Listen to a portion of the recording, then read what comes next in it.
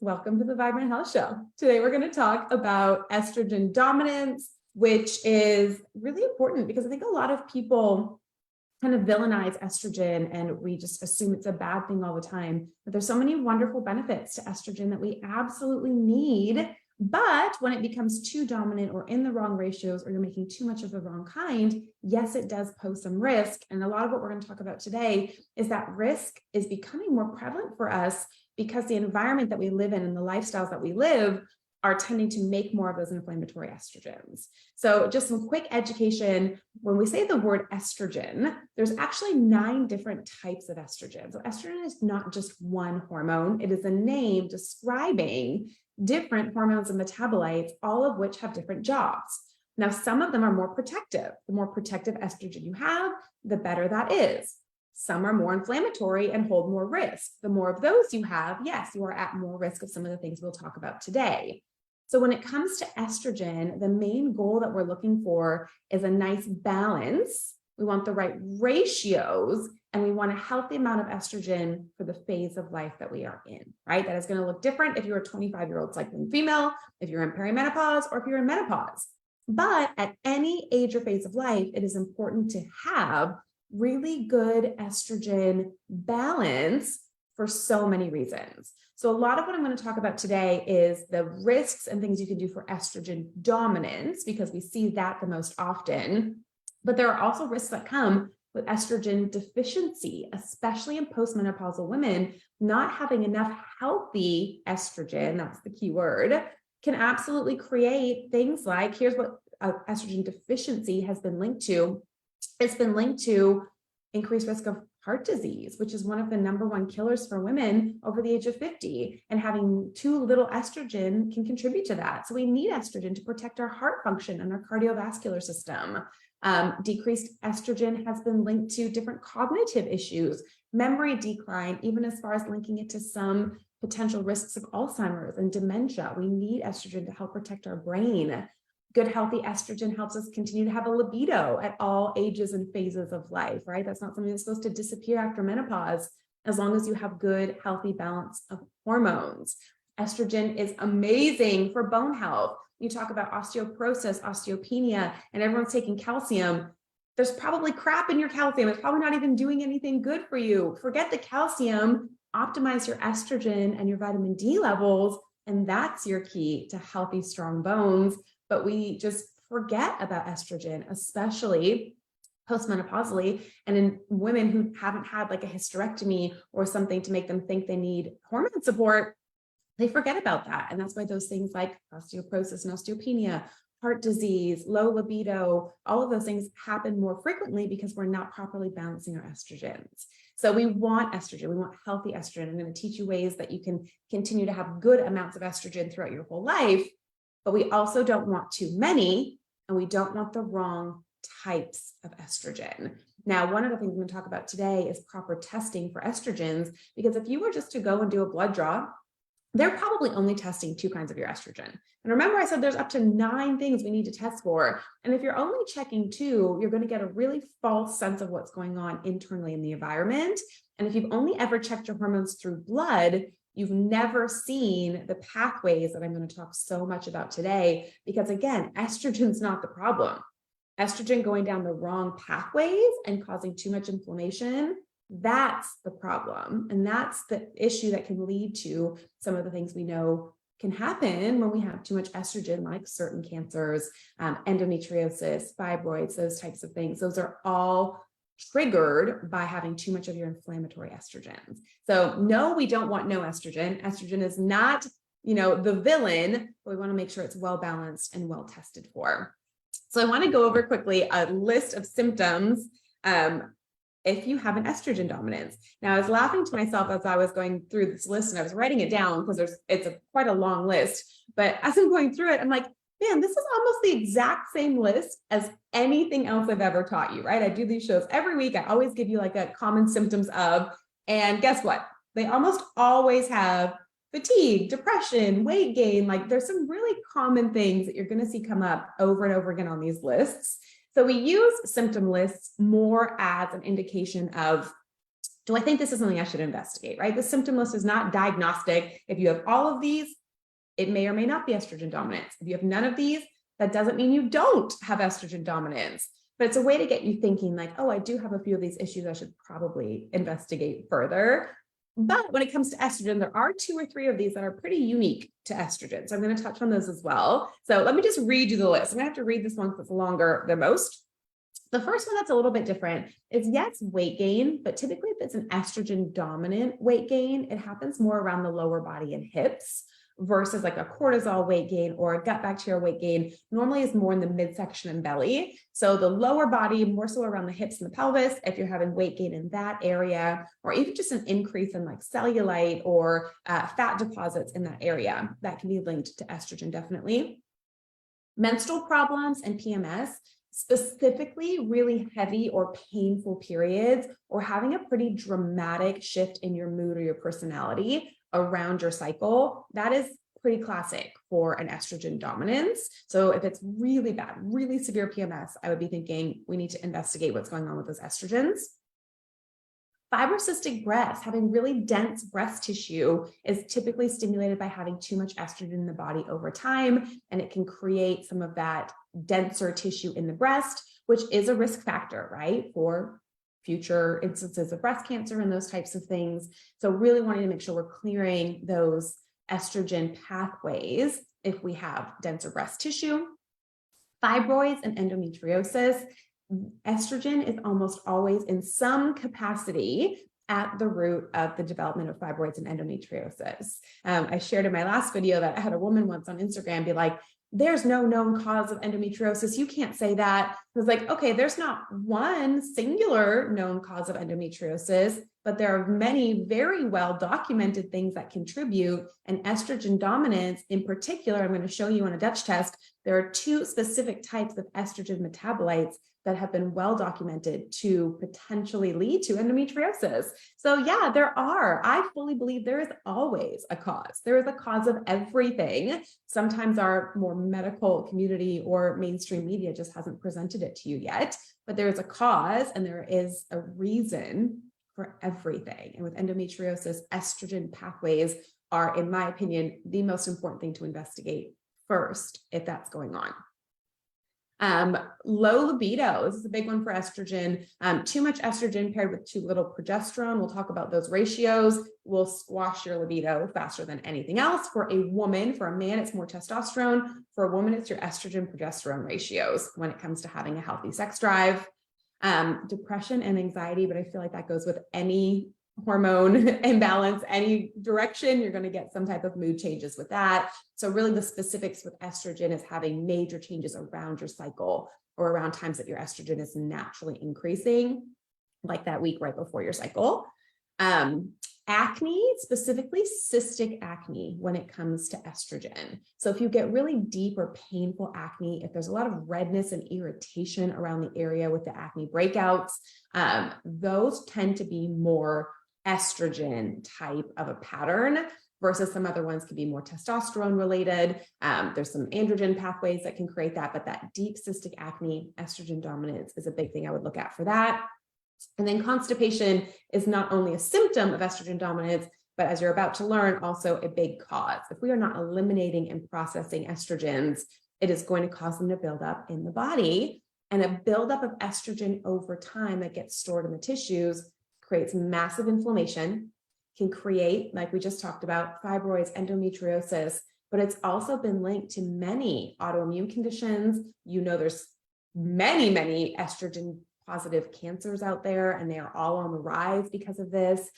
There's a lot of things that we know, including thyroid issues, Hashimoto's, having too much estrogen impacts thyroid function dramatically. There are a lot of really prevalent, right, unfortunately very common diseases and processes right now that do get triggered by having too much estrogen over time. So it's very important to know your levels, know your pathways, I'll teach you that today, and then be able to do the right things to balance your lifestyle to avoid having the risk factors of estrogen dominance.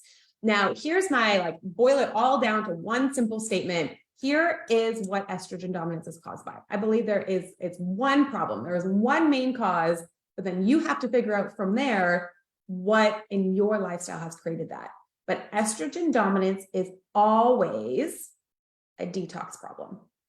Always. It is your body's inability to metabolize and properly detox your estrogens that allows them to build up to become estrogen dominance. So if you have too much estrogen in your body, your very next question should be, what's not allowing me to detox the estrogen?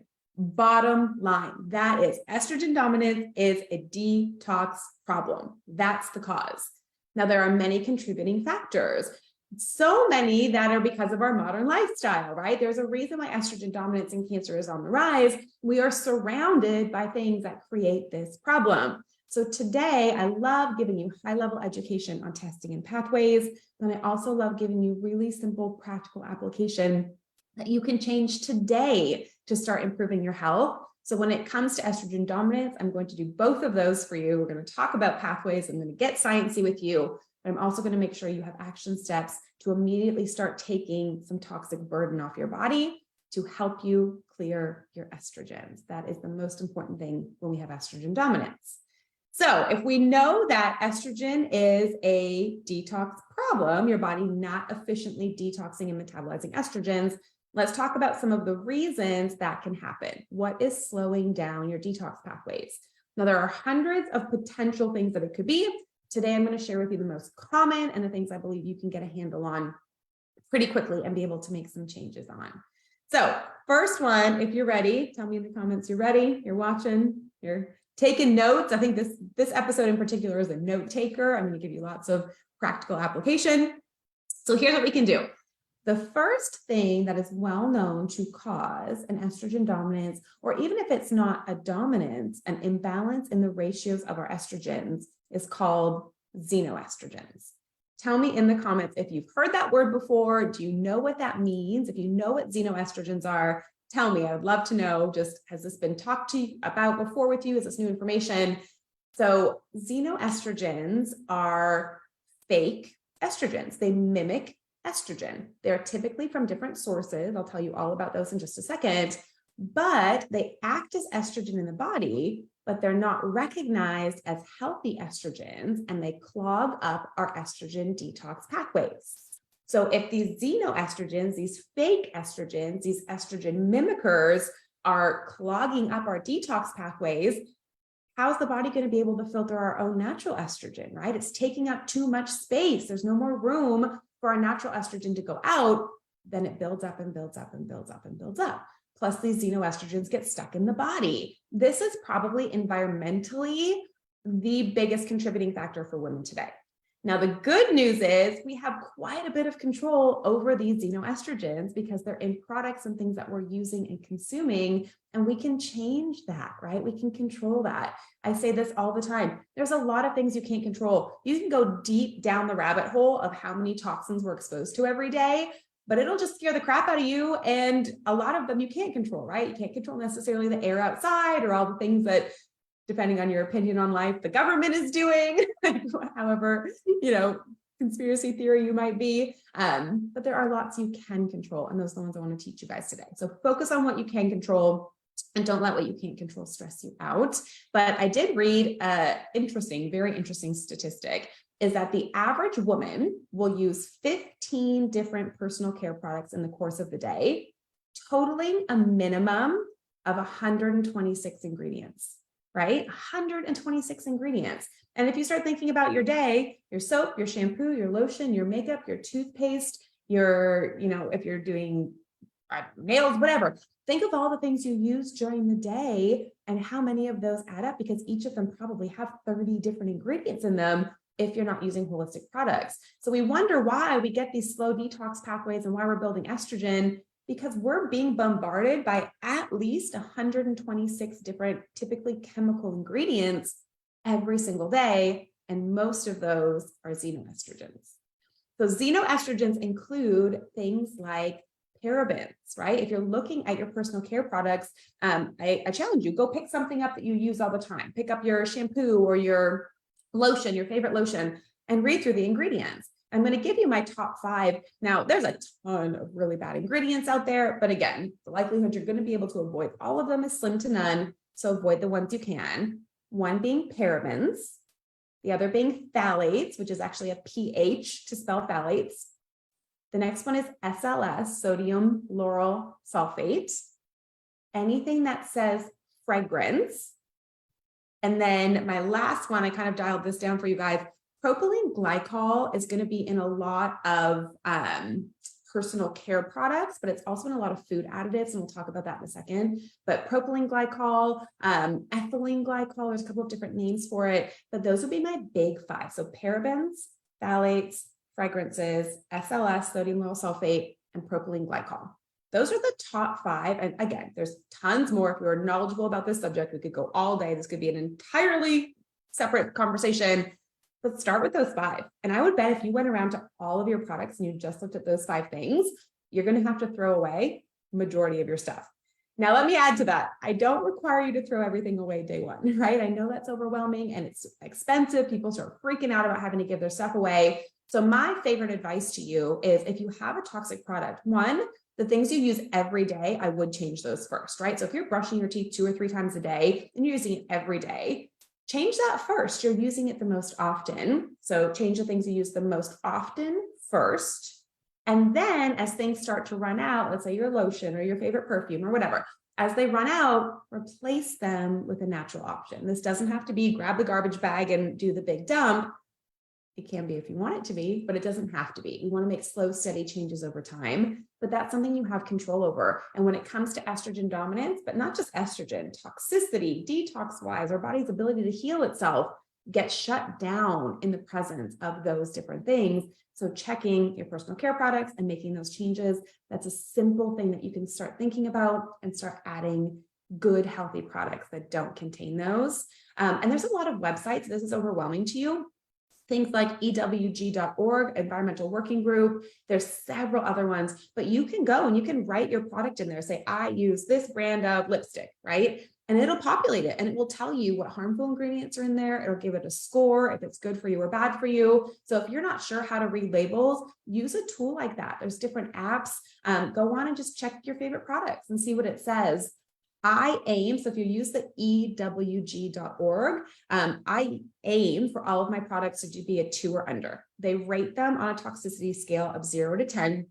I'm really trying to keep them on a 2 and under, where it will come up with a green symbol. Do your best, right? The more products you can have that are a 2 or less, you're really minimizing the xenoestrogens in your body from your own personal care products. So that's place number 1. They mimic estrogen, they clog up your detox pathways, and they will create hormone imbalance. Place 2 is from conventional food sources, specifically conventional meats that are still being force-fed grains and hormones in particular, right? You at least want to do hormone and antibiotic free, because if they're feeding them hormones, guess what you're eating? Synthetic hormones, right? You're getting xenoestrogens, you're getting estrogen mimickers. They give them these hormones to fatten them up, which means if you eat them, what happens to you? It fattens you up. Like, that's what happens. So making sure you're at minimum doing antibiotic and hormone-free meats if you are a meat eater. And then conventional produce that's sprayed with pesticides and chemicals are also your xenoestrogens. So I know these are things you understand, like they're not great for you, but when you understand more deeply that, no, that's affecting my estrogen, that's shutting down my detox pathways, that could be linked to why I have all these symptoms, it makes it easier to make those changes if you understand why you're making them. So minimizing your toxic load is the way you control as best you can your detox pathways. So choosing organic produce when possible, trying to buy local when possible. I understand it's not always possible. We do our best, right? Progress, not perfection. And then choosing organic meats, pasture raised, free range, those types of things are always going to be your better options for food. And then using plastics, right? So these are the 3 main areas we're getting our xenoestrogens, our personal care products, our food sources, and then using plastics. If you are still drinking out of a plastic cup or a water bottle, if you use plastic storage containers to store your food in, if you are microwaving in plastic, again, I'll do a whole other video on microwaves in particular. We haven't used one in 10 years and don't plan to ever again. But if you are microwaving in plastic, oh girl, you are just like soaking in the xenoestrogens, and you wonder why you can't lose weight and you don't feel good and you're getting fibroids and all of these things. You are consuming chemicals that literally disrupt your hormones. They are classified as what's called an endocrine disruptor.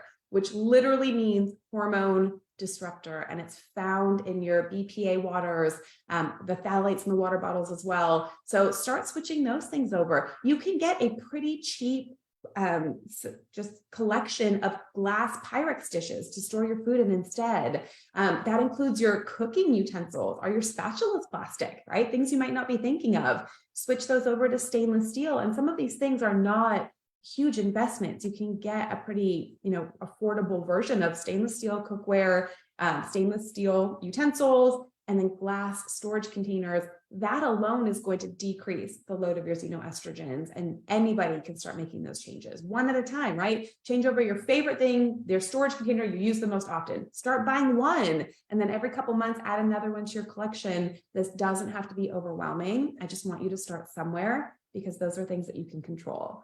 So I hope that wasn't hugely overwhelming, but it makes a big, big difference. The less you are bombarded with chemical, the better your body can properly detox its own stuff, work for itself, right? My goal is to get your body functioning and healing as close to 100% as possible on its own. But to do that, we have to remove the things that are blocking it. So you're going to go all in today and figure out, where can you start removing xenoestrogens? That is your homework number one. Is it your beauty stuff? Is it your personal care? Is it your food sources? Is it your plastic use of different plastic products? And where around your house do you have them? And I want you to come back and tell me what things you found and what things you're replacing, because I love to see what changes you're actually making from the information that I share. So xenoestrogens, number one. Number two, and because it's 1 in 4 women or more are on birth control. And what people don't understand is, when they give you birth control, especially an estrogen birth control or an estrogen progesterone blend of birth control, those estrogens are not true estrogens. They're synthetic estrogens in the wrong ratios that will absolutely get stuck in your estrogen detox pathways. So even though you feel like, oh, well, I'm having birth control to balance my hormones, in fact, what it's doing is giving your body an estrogen dominance, whether you realize it or not, which is why birth control can create things like weight gain. Birth control creates yeast and bacteria overgrowth in the gut because it gives us inflammatory estrogens. Birth control is really not a healthy alternative for hormone balance. And I say this all the time, but it's so commonly used for things like skin, regulating hormones, which it doesn't. Truly, birth control wrecks your hormones. And the only thing it does a good job at is contraception, but there's lots of other ways you can get that without damaging your hormones. I'm a pretty avid believer that birth control should be a no-go for any woman, hormonal birth control in particular, because it's so damaging to the body and absolutely creates an underlying estrogen dominance, which can be very, very dangerous. So birth control is another way that I see a lot of women getting these estrogen dominant symptoms. Next, physiologically, it's your gut and your liver. If you can't detox, you are not properly metabolizing estrogens. So the number one question I ask women to start thinking like, okay, do we think we have a detox issue, is, do you poop every day? At least one time a day? Do you have a good, healthy bowel movement every single day? And if the answer is no, you're not properly detoxing. Everything's building up in your body, and not just estrogen, yeast, bacteria, inflammation, all of the other things that contribute to long-term chronic illness. You have to be having a bowel movement every single day. And in my action steps, I'll give you a few things you can do to start stimulating that. But if you are not regularly eliminating your bowels, that is something that needs to be investigated. More testing, look further, figure out why that's not happening, because that alone leads to a lot of other issues. So I need you pooping every single day. If not, it's absolutely contributing to estrogen dominance. And then lastly, for contributing factors, stress, because stress and your adrenal glands are directly linked to your progesterone. Okay. I know we're talking about estrogen today, but follow me. Your cortisol, your stress hormone, when you are stressed, it drains your progesterone. Okay. It gives you more of a progesterone deficiency.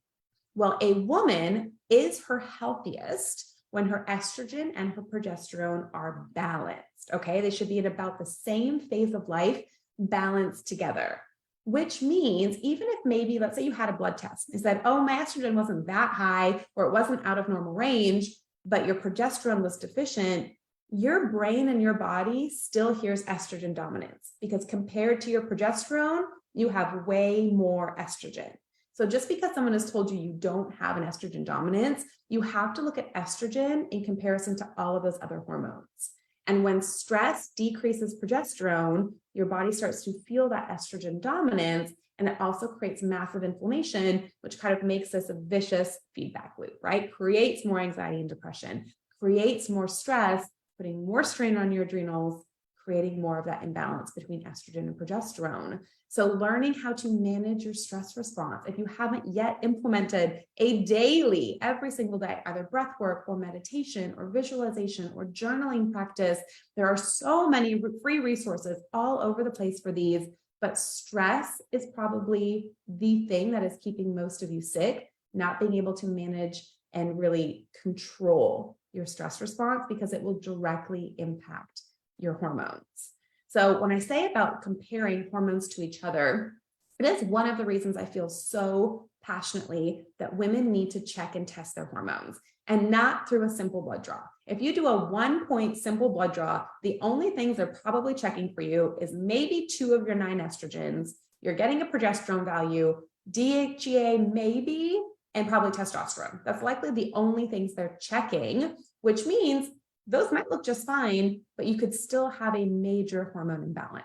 So I prefer the Dutch test. I talk about it all the time. It's my favorite test. But the reason I prefer it is because it doesn't just show you your levels, it shows you your pathways. Your pathways are what tell you if you're actually at risk for inflammation or disease. Your pathways tell us how we fix the problem. Just having a blood draw of hormones might give you some numbers, but it doesn't tell you anything about what your body needs to protect and support that situation. So if you haven't had a Dutch test, I believe every single woman needs it and needs it ongoing throughout her entire life. I do mine every 2 years, like clockwork, because I always want to know in different seasons and phases what my hormones look like so I can properly manage my hormones and support them well. So let me give you an example. I want to show you one of these Dutch tests that shows a lot of estrogen dominance. And we're going to talk about what causes that and then what you can do to minimize some of that risk. I'm going to pull this one up right here. Let me share this for you. And don't worry if it's too small for you to see the numbers. I'm going to talk you through it. So what we're looking at here is your estrogens and your estrogen metabolites. So I mentioned that we have 9 different kinds of estrogens. Primarily, this is where I'm getting that information from, and there's a few others that are not represented directly right here. But what we're looking at is estrogen on this right side pathway. So we have our estrone, our estradiol, and our estriol. Those are the 3 main estrogens that you can test through blood. Everything else you can't get on a blood test. This is done through urine. You also cannot get these on a saliva test. So if you've done saliva testing for your hormones, that is also not my preferred way because you miss what is the most important information, which is your estrogen detox pathways. Remember, estrogen dominance is a detox problem every single time. So for this woman in particular, she has incredibly high levels of most of her estrogens. But even knowing that, we still don't know why, right? So then we look down and these are her detox pathways. These lower circles are telling us, where is your estrogen getting caught? Why isn't it being filtered? What specific pathways and enzymes are creating this problem? Because if we can support those, we can fix the problem, right? So looking at her, one of the most important things I see is this pathway right here. If you follow this red arrow down, I'm going to make it bigger so you can see it. This is called your 4-OH estrogen.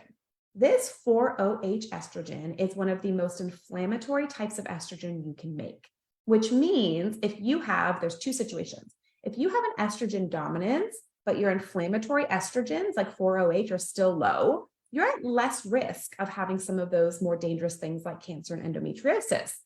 However, if you have estrogens and they're all getting stuck in this inflammatory pathway, if you follow this circle down and you read right here at the bottom, it says, if not detoxified, 4-OHE1 can bind to and damage DNA. What does DNA damage mean?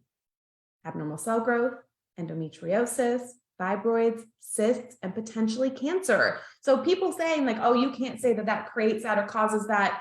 Yes, you can. We know 4-OH estrogens create abnormal cell growth, yet rarely are they tested for. Why the heck are they not tested for? This is more important than you knowing your typical estradiol number. If they do a blood draw and they tell you what your estradiol is, great. That tells you nothing. That means nothing compared to knowing. But from there, does it make protective estrogen? Does it make inflammatory estrogen? Does it make dangerous estrogen? And 4-OH is one of the biggest ones that we see in the creation of that abnormal cell growth. From there, it comes down, it starts going through what's called your methylation pathways. Again, this poor lady had them jacked up. All of her hormones were very high going through all of these pathways, creating massive inflammation, weight gain like crazy. Mood was all over the place. She felt like nothing she did would move the needle for her weight, but her body was bombarded with all of these estrogens. Yet nobody had ever tested them. No blood draw even shows these. Unless you check it through urine, you're going to miss all that information.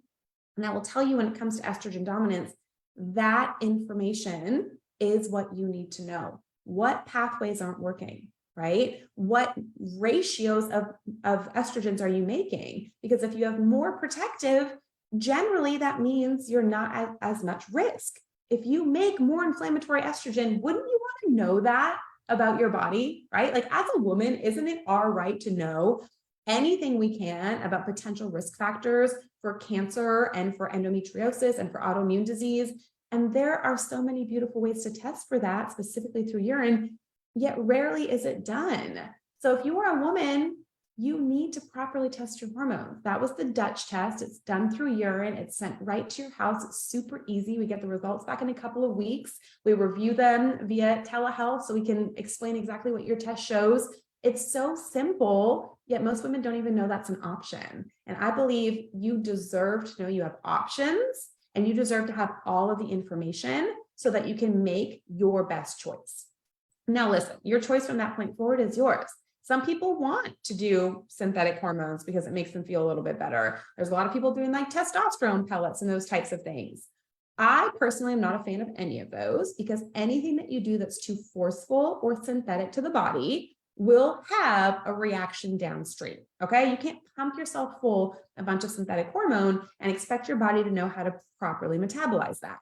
You can't pump yourself full of a bunch of testosterone pellets. You might feel great for 60 days, but eventually testosterone filters to estrogen, and then estrogen gets stuck in those pathways. There are always going to be downstream effects of doing anything too forceful for your hormones. So how I believe is the best way, the safest way to balance your hormones is by working on the pathways I just showed you. There are things we know about those pathways. What organ systems control them? Specifically for those ones, you're mainly looking at gut, liver, kidneys. Fix and correct those areas. We know what enzymes and nutrients help each of those pathways.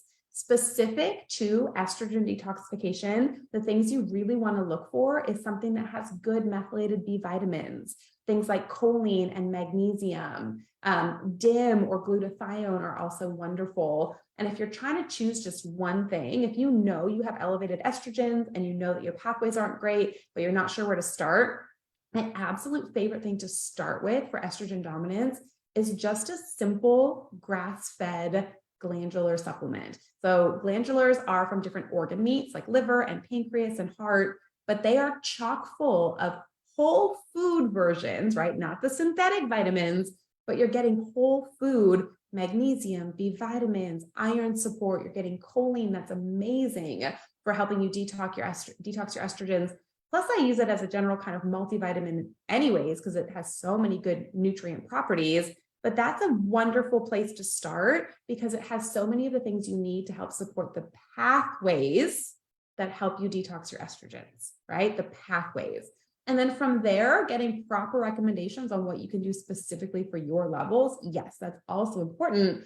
But starting with general support, it's easy for anyone to do. And I love, that's my favorite. A good whole food glandular is going to get you all the things in one place instead of taking a bunch of different ones or taking them from synthetic versions, which will gunk up your detox pathways, right? If you're taking synthetic vitamins, they're not metabolized properly. They gunked up your detox pathways. And we know that gunky detox pathways causes estrogen dominance, right? So some of these things that you're taking, if they're not good quality, are probably making the problem not only not doing it, but making it worse because you're taxing your detox pathways.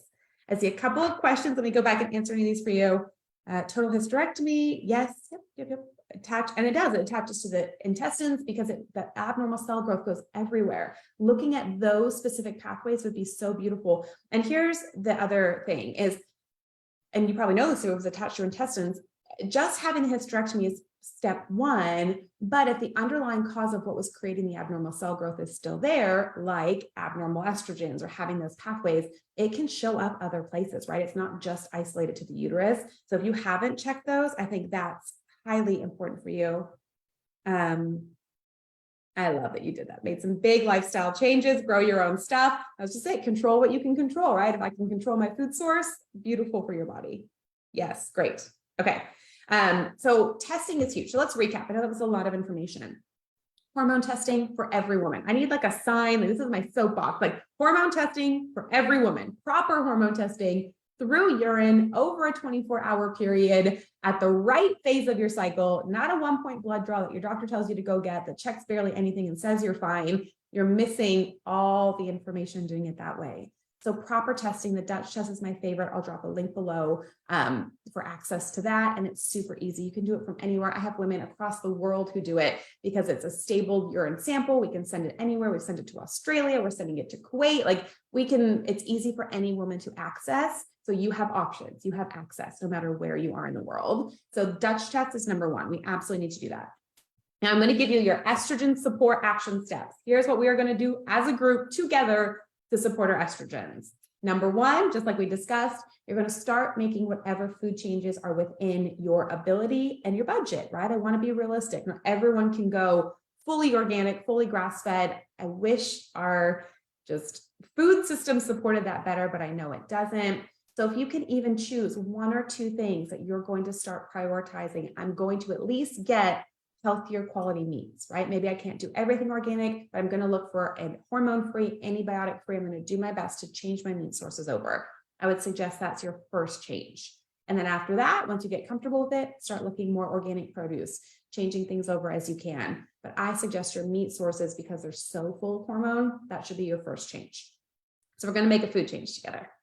Number 2, you're going to start replacing anything that you're using that's plastic. Whether you drink out of a plastic bottle, you still use plastic water bottles, if it's your cooking or your food storage, choose one thing this week that you're going to ditch and start replacing them slowly but surely with either glass or stainless steel or ceramic. Those are my 3 preferred types of storage other than plastic. But those 2 things alone, food and plastic, big deal. Changing over your personal care products, start looking at your ingredients. As things run out, here's what I want you thinking. Oh, I'm almost running out of this toothpaste. Great. Let me see if I can find a healthier version that doesn't have those top 5 ingredients in it. That's a great next step for you. Support pooping daily, right? You have to be pooping daily.